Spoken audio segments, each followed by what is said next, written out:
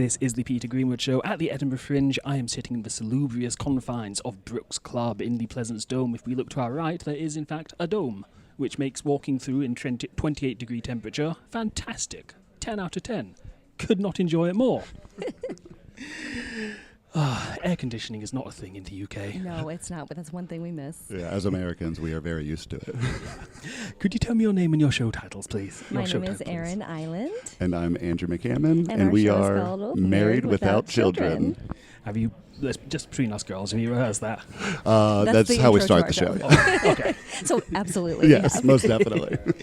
So what is Married Without Children? Because I'm looking at you, Andrew, and there's a logo, and that logo looks familiar. I remember seeing that logo Exactly. a couple, 2-3 times. Exactly, yeah. So this logo is, in the States, there was a show called Married with Children with Al and Peg Bundy. And so, we kind of just we liked the branding. And it took place. We grew up watching that show. We did, yeah. Yeah. Also, it took place outside of Chicago, and that's where we've lived there for about the last 12 years. Oh, boy.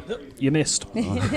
We all made it. Yeah, so we love the show. We grew up watching the show, and then, we are a married couple who do not have children, so it just seemed fitting to sort of modify that show title and the logo, and here we are. Yeah. So you basically just gave the game away. You're Married Without Children. How did this turn into a show? Where did it come from? Wow. Well, to be honest, we actually came up with the idea when we were working on a cruise ship. So we host game shows on cruise ships sometimes. That sounds so fun. Oh my goodness, It's we a were blast. doing The Price is Right together. So I was Another show we grew up watching. Exactly right. The Bob Barker era. Yes, right? Exactly. And so I would get to do the Bob Barker role, and she would do the Rod Roddy role as the Oh, announcer. damn. Exactly. So, and we found when we were on the ship, we were just people just kept coming up to us, and they'd be like, "Oh, okay, where are the kids?" And we'd be like, "Oh, we don't have them." They'd always be like, "Well, you better have them early rather than late." And we were like, but if we had kids, we wouldn't be able to do this. Yeah. Living on a cruise ship, seeing the world, changing diapers at 3 a.m. Very They tough. don't go well together, no. They really don't. Yeah. So we just kind of started throwing around ideas about because we have a pretty extensive improv and sketch comedy background. So we started throwing around ideas to just make an adult show that is just a two-person between us and our musical director, Jules Decker. And that's kind of where it all sparked from, right? And it's not just for people who are married No. without children. I mean, if you are married and have kids, just leave them at home when you come see the show. They'll look after themselves. Yes, Exactly. exactly. Just have the TV on. That's how we grew up, right? Or teach them the next button on the Netflix control. Exactly. Exactly. Yeah. A different game now. So how long have you been doing this show for, and what's been the best parts and the worst parts about performing with each other? We're going to talk about each other as if we're not here. Yes, I of love course. it, yes, Yeah, so this show in particular we premiered this year, so earlier this year at a comedy theater called Boom Chicago in Amsterdam. So we had been thinking about this for a couple years now, and we finally put it together for our sort of farewell show when we left Amsterdam. Yeah. And then we had the idea, it went so well in Amsterdam. It had great response. People loved it. So we've been workshopping it, and we decided to bring it here. Mm-hmm. And we actually had to cut it down quite a bit because we ended up watching the tape from the show and realized it was 70 minutes long. Yeah, the Fringe format, you have to shave some Yes. things from. Exactly. Was there any really painful cuts you had to make? Absolutely. Yes. Yeah. We love the show, and we really spent a lot of time developing things because we've been working together for almost 14 years this fall. So we know how to write for each other. We know how to improvise together. So we put a lot of heart and soul into that original show. So yeah, we cut a few things, and it was like, oh, that hurts. We always coming up when you're writing scenes and stuff, you always learn that sometimes it sounds vulgar, but you got to kill your babies. Yeah. And we had to do that with it. We had to kill a good 2 tree babies. A good 2 tree, yeah. A couple, 2, 3. Yeah. Exactly. So, what made you want to bring it to Edinburgh? It's been a lifelong dream to be here. As an Yeah. artist, you hear about the Edinburgh Festival of Fringe, excuse Yes, me. You hear about it over and over, and we have friends that have been here for years, and we've always been so envious. It's just never really worked out schedule-wise or with other contracts that we were doing. And we had the time open, and we thought, you know what, this is the year. We're gonna do. And we have this show, this really Right. great show that we wanted to bring here. And we actually did it pretty last minute, to be honest. So we were flirting with the idea for a long time, and then we started looking into it, and then we had some other stuff going on. So we were we'd kind of decided to maybe table it for next year or something like that. And then we talked to a producer that we've worked with quite a bit over the years, and she just was really excited when we said that we we're thinking about bringing it here, and so that kind of She goes, tipped the scales. yes, bring it. And so, that was the changing moment for us. Exactly. And being in Amsterdam for a year at Boom Chicago, we met so many great people that, are close to, Edinburgh. It's not a long flight, so it's we nice. were just walking down the street on the way here, and we saw 2 former students just randomly really? walking down the street. We've seen so many friends. So we thought, let's get back over to Europe so that we can see some folks as well. Yeah. It's also, we just love traveling, too. And, this is just kind of an excuse to have 2.5 weeks in Edinburgh.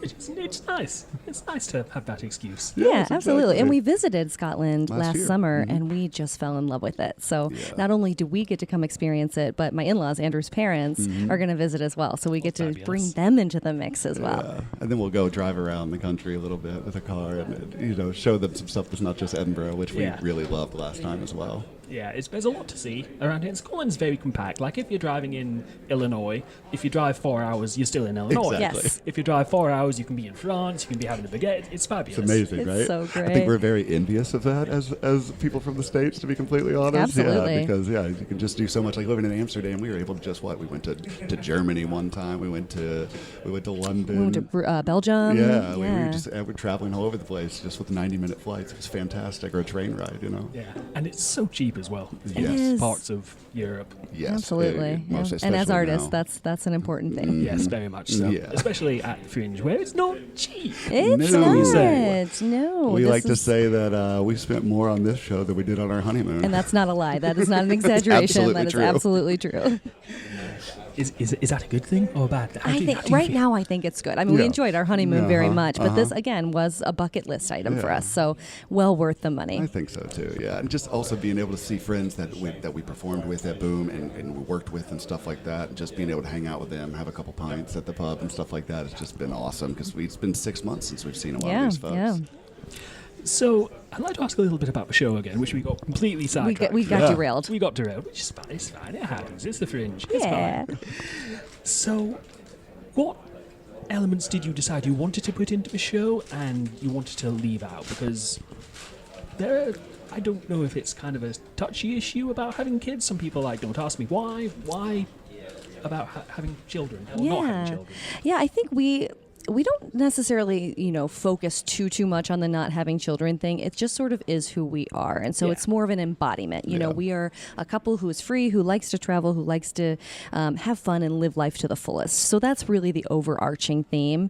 And then we have a huge background in improv. We're both performers. We're both teachers. We've done it all over the world. So that's something we definitely needed to include. Exactly. And then Andrew is a great sketch writer. We've both written sketch for many, many years. So we have some new sketch pieces in there, some old classics, and we had the ones that we really wanted to feature in there. Yeah. And those have some heart. They're not just, it's not just, hit it over your head comedy. Like there's some really heartfelt moments in the show. Yeah. It really is in the Second City style of sketch comedy writing, where we have, obviously we're a 2-person cast, so we have a pretty nice 2-person relationship scene that and in the Second City style we put that early on in the show so you can kind of get an idea of who we are. So that's that one piece is probably one of the more autobiographical pieces that we have, and it's kind of about us moving in together. Actually, that was very autobiographical. Yeah, it because happened when we moved in together. we were going through some stuff, and Erin found a box of letters, and they were old love letters from old girlfriends that I had no. saved. Yeah. Can you believe we made it past that point in our relationship? I was going to ask, what was the fire like when you found them? Was it warm? Oh, it was blazing. Yeah, 3rd-degree burns Yes. all over, yeah. Yeah. But yeah, so we take all those elements, and then we also, in this show, we have an element of naughty game show, which is very fun. Right. I'm very curious to know more about that. What can you tell us? And you can say anything. Sure, yeah. Well, I mean, really, it's when we say naughty, it's not as crazy as It's some not things gratuitous. here. It's just there's definitely a sexual theme to the game show, and we're both game show hosts, so it does follow the traditional game show, Yes. sound and style, which is really fun. But it includes audience participation, and they're doing some raunchy things. Let's just say on stage. Yeah, but not too raunchy. Not too but bad. it's fun though. It is really fun because you see people get competitive with one another, Yeah. and then they're really going for it, and they're really challenging each other, which is amazing. And we have a prize at the end too, which is super fun. What is the prize? Oh, it's a T-shirt, so and a party hat. Oh, I love a party hat. Yeah, Yes. who doesn't, right? Now, again, we're going to talk about each other as if you're not here. Yeah. What is the I don't want to say worst, but the more intense sketch that you've written for Andrew, and how did he react? Oh, that I've written for Andrew. There's one that we have been working on together for a long time that we've had to adapt over the years because it is very... I'm thinking of Testing the Waters. Oh, yeah. It is very sexual in nature. Again, there's a common theme there. Yeah. And it tests the limits of what couples do in a relationship. Especially a new relationship. A new relationship, Okay. yeah. So that's one that, when we were younger, we took it a little further than we probably do now. We reined it in. We pulled it back a little bit. That's true, yeah. Times have changed, and so have we. Yeah, so. exactly. And that one's kind of like, that's a pretty rowdy sketch, too. That one's kind of like ramping up towards the end of the show because it's kind of bonkers bananas. Yeah. But yeah, that was really fun. I'd say, yeah, so. And then with our improv, I would say, we suggest ideas a lot of times, and we really have to fight the urge to make it about a couple that's fighting. Mm-hmm. You never want to see people fighting too much on stage. There's always going to be an element of romance in there, and people fight when they're in a relationship, right? Yeah. But Just a thing. Yeah, but I don't want to be yelling at my husband on stage the whole time. That's not fun for anyone. People argue enough in the real world. They don't need to see it in a comedy show, you know? Yeah. Especially, I imagine, because you're both so good with improv, that you slip in a line like, "You're a fucking douche," which wasn't in the script, and then you're walking home tonight like, "Hey, honey, am I really?" Uh-huh. Was that a Freudian slip? What was that? If one of us says something like that, the other one will usually put them on blast Oh, very yeah. quickly, Oh, yeah. which is fun. That's one thing that we do. Like, we definitely egg each other on, and like play with each other and kind of throw each other curveballs just to see what happens, which is kind of one of our favorite elements of improv. Or if one of us says something silly or uses a word incorrectly, we're going to bust the other one's balls for sure. Yes. I mean, that's like one of our favorite things to do on stage, keep each other on our toes. So, vice versa question. What's a sketch that you've written for Erin which took it too far? Well, there's one that comes to mind. It was when we first started dating. Did I write it for you for a present or something? Troll at an omelet bar? So basically, it was just a troll going to a hotel omelet bar and ordering a made-for-them omelet. And, I mean, it was just insane. It was absolutely ridiculous. It was inspired by my troll voice, which is quite excellent. Well, you know what I'm going to ask now. Yeah. I'm a troll at an omelet bar. I mean, that's good, right? Quite fun. Sounds Thank kind of you. trolly. It's great Let troll. me close my eyes. Oh, hello. Would you like bacon in your omelet? I'm seeing it like a little hat, little bell at the end. Yes, Yeah. and she had on like a hotel bathrobe. And Some we had big little green ears, ears yeah. and a nose. And I'd say, like, when I brought it to her, I was like, "Hey, babe, I wrote you something for your birthday." And she was like, "Oh my, I think you thought it was like a love poem." I did. I thought, oh, I'm his muse. How special. Oh, and then The I read words are it. flowing. Exactly. Exactly. Oh, Shakespeare's written me something. And no, it was troll at an omelet bar. That's right. Yeah. Although I'd appreciate it if someone wrote me a troll at an omelette bar. Thank you. Yeah, It's a nice gesture. It's very now all romantic. these years later, I do really, really appreciate it because Yeah. he saw that talent in me. Exactly, That yeah. raw talent. He was like, "There's a voice that can go with this. We'll reach in, we'll pull it out, we'll pull it together." Yeah. Also, Exactly. listeners can't see, but I am quite short, so I really fit the role. I didn't want to say that, but when you came in, I was like, "Oh, now." Yep. Troll. There's the troll. Yep. And you used to do that voice like in my apartment, like when did. you would stay over and stuff like that. So that's where the inspiration came from. That's. I can imagine that's a very disturbing voice, like you're just drifting off to sleep. Good night, honey. Oh, you wake up to that. That's wild, right? When you're Morning, sweetie. when you're a comedy couple, you tend to do a lot of characters with one another. So that's something we've had since the very, very beginning. Yeah. What's the longest you kept a character going? Oh, I mean, for years, right? I mean, the troll has lived on. The Trolls for lived on for 12 many years years. now. Yeah, we had you- like a redneck, southern U.S. couple that was real. They were real One of mad. them kind of people. Yeah, oh, Exactly. yeah. Yes. You used to play a character who lost their arms in a helicopter crash. That was our pillow talk. Where she would go, "Oh, I lost my arm in a helicopter In crash." helicopter crash. Also, sometimes one of us is trying to get romantic and the other's just doing a silly voice, and we're like, "You have to stop that right now." Get off me! Go get your eggs. Exactly. I'm sorry. Hey, you're a good troll too. I'll write you a you. troll sketch as Please well. do. Yeah, there we go. We got a sequel for it. Troll at a pancake bar. How about that? I can't reach to turn the machine. There you go. It's too tall. That would be very funny. Yeah. Uh-huh. Please feel free to take I it. would definitely use that. Yeah. I would be honored. So I'd like to ask a little bit about Chicago comedy, Yeah. because Chicago has, is it Second City? Yes. Or is it It the is. Groundlings? Or is it both? Second City. Second City Second and City. IO Theater. There's also Yes. The Annoyance. Those are kind of like the big three there. Yeah. I believe Groundlings would be more like West Coast and Okay. That's New like York LA, as well, isn't it? maybe. Yeah. Yeah. Okay. So, what is Chicago comedy like? Because you obviously have some big. You've got Dan Aykroyd. Yes. You've got all these people who came from SNL. Yes. Oh, so many. Cheeseburger. Yeah, exactly. You got it, yeah. I love the Billy Goat Tavern. We go get burgers there sometimes. Is that still open? Yeah, there's a couple of them now. They actually have one in the airport, but That's the old amazing. school one Yeah. is underneath, like Lower Wacker. I think it's like kind of this cool part of town that's like it looks like a tunnel almost. It's amazing. awesome. Yeah. I really want to go to Chicago just to feel it. So yeah, it's a very broad question. But what is Chicago comedy like, and how did you decide you liked that kind of comedy? Yeah, I mean, we both moved to Chicago specifically for comedy. So I'd say we both knew before we even lived there that we wanted to go there for comedy.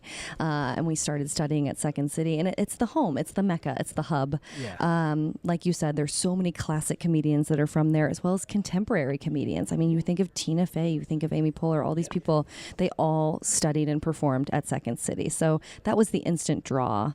So not only do you have a plethora of shows to see, classes to take, people to network with, but it's also just a really, really supportive community. Everybody, we have our best friends we met in the Chicago comedy scene, and they were in our wedding. So We met at Second City. we met at Second City. We met at an audition, She checked me into the audition. and he was very flirtatious. I got the part and the girl. But one thing I like about Chicago comedy specifically is like, long form improv is very, that's everywhere. But the IO Theater is another place where we have performed for years and years in Chicago, and they have the Herald, which is their style. So that's like one big long piece that's kind of like a long improvised play, which is really fun. So I think there's a really high like comedy intelligence in Chicago. Like audience members are very smart when it comes to what they watch and that kind of thing, and they understand things very easily because there's so much of it, So it's very nice, and I think too with Second City, like something I was drawn to because we both have directing backgrounds as well. I just love the polish of what they do there. Like it's very professional, and I think that's something that really stood out to me, and I think has really rubbed off on us. 'Cause we know we want to go into our show and know what to do. We don't want to stumble over intros and things like that. We want it to our look transitions to be smooth. We want to look presentable. We want to sound presentable.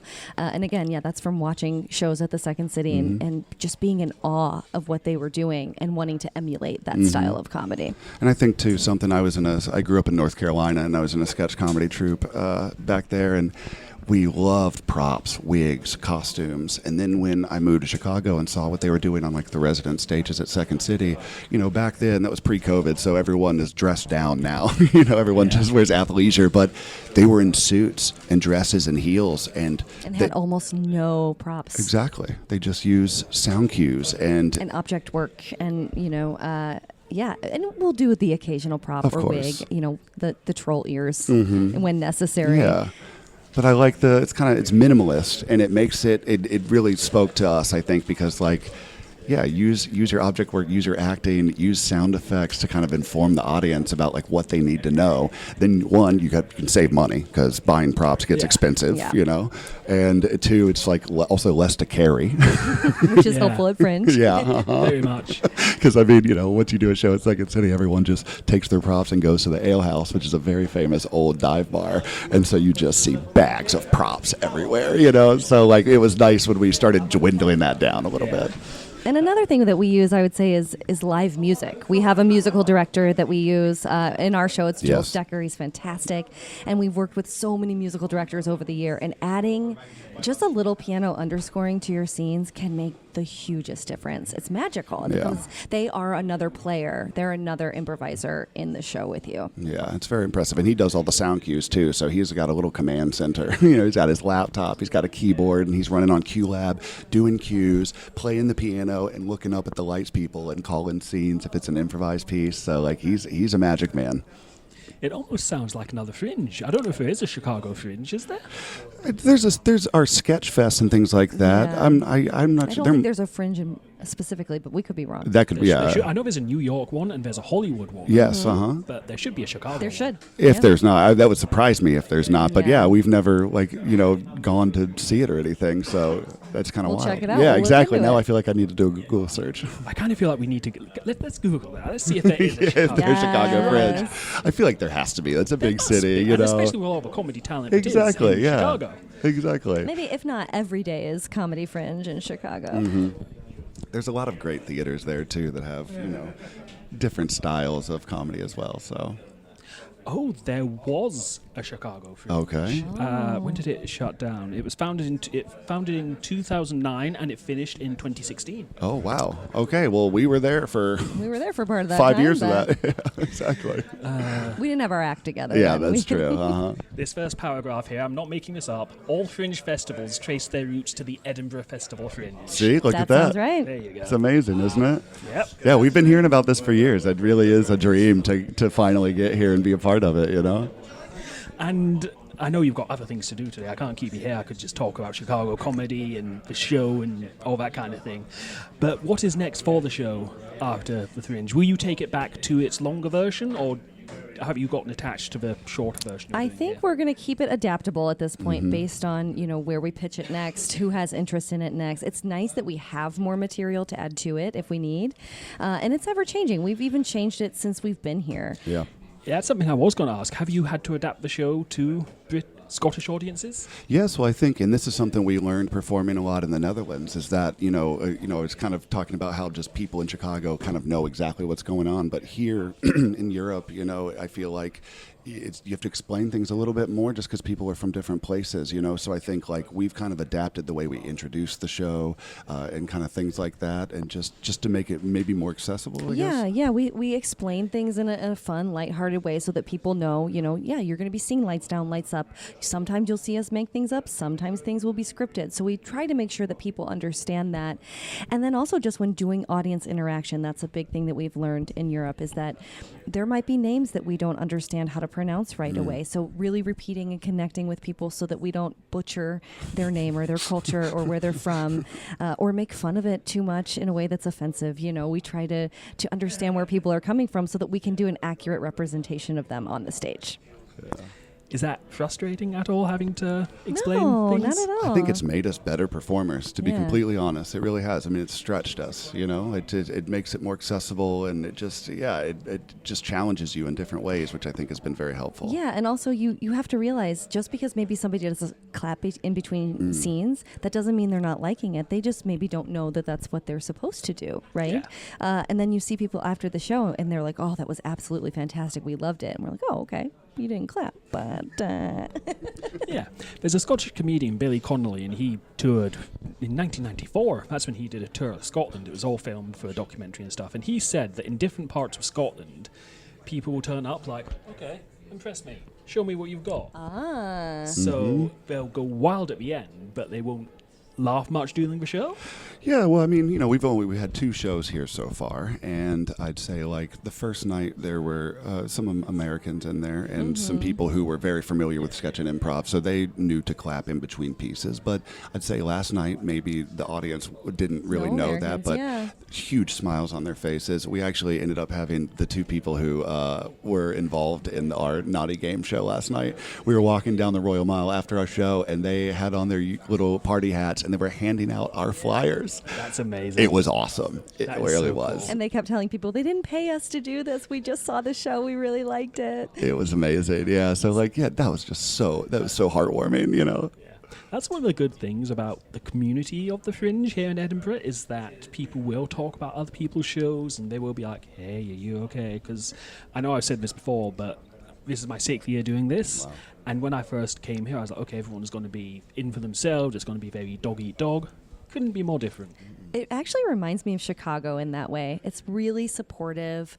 I love getting flyers from people. It's so fun to hear about what other people are doing. And then we popped into a show today. We're going to pop in any chance that we get to see shows because it's just really cool to support other artists. It is very fun to. It's like art creates art, which is a Yes. fantastic. Exactly. I mean, Fantastic thing. when you have this much energy around it, it's invigorating again. And I feel like Erin and I, we're 40 now, so like when we moved to Chicago, we were 26, and I feel like we had a lot more energy. Yeah. So this has been kind of like a B12 shot in the arm of like artistic energy again, which has been lovely. Yeah. Where can people find out more about you online? MarriedWithoutChildren.com is our website. We're also on Instagram, Married Without Children Show. You can also find us on TikTok at married _ without _ children. Yeah. So those are the main spots. But yeah, if you go to our website, you can see all that stuff, and we have links and things like that. So marriedwithoutchildren.com is probably or the our easiest. names, AaronIsland.com, AndrewMcCammon.com as well. Exactly. Has anyone turned up expecting Alan Peg Bundy yet? Do you think? Our poster, we tried to dress like them. So I think they might be thinking that we have a different style than we Yeah. do. But That's so far, very they're true. happy enough to see us. Yeah, but with the poster, we also like with the name, we just like the branding too. Yeah. And so how it was classic, Al Bundy would have his hand in his down pants pants, always. yeah. So in our poster, because we don't have kids, and her hand is down my pants, so we had a little twist on it. And there's nobody to stop you at 2:17 in the afternoon. There is Exactly. not, You no. can do it right there on the couch. I wish to get married someday. It'd be lovely. Yes. I hope you do. Yeah. Well, hey, when you meet like-minded people at a place like this, that's how you do it. Maybe. We're going to turn this off and go into a whole different show. We're going to be giving me advice. It's going to be a matchmaking There we session go. after this. Please. Okay. That's right. Comedy brought us together. Yeah, that's true. Maybe it'll do the same for you. I just need to learn how to be funny first. You are I've got funny, you got Peter. it. You're Thank very you. funny. You got it. Yeah, I'm going to put that on my website. Anyway, thank you so much for your time today. It was lovely to meet you. Good luck with the show. Thank you so much for you. having us. Married Without Children is playing at Temple at Sea Arts at 20 to 9 in the evening until the 24th of August. For more tickets, go to edfringe.com and search Married Without Children for the Peter Greenwood Show at the Edinburgh Fringe 2025. I've been your host, Peter Greenwood. I'll see you next time.